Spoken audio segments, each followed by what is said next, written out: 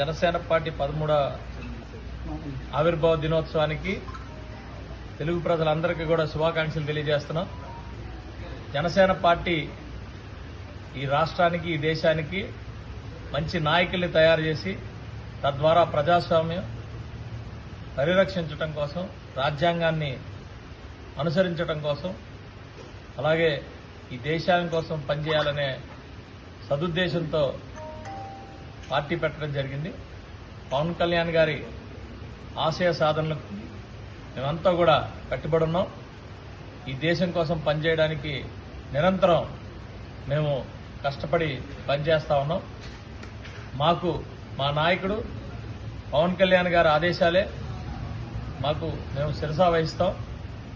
ఎల్లప్పుడూ కూడా ఈ పార్టీ దినదిన అభివృద్ధి చెంది ఈ దేశాన్ని ఎప్పటికీ కూడా వెన్నుముక్క కాయాలని కోరుకుంటూ జై జనసేన.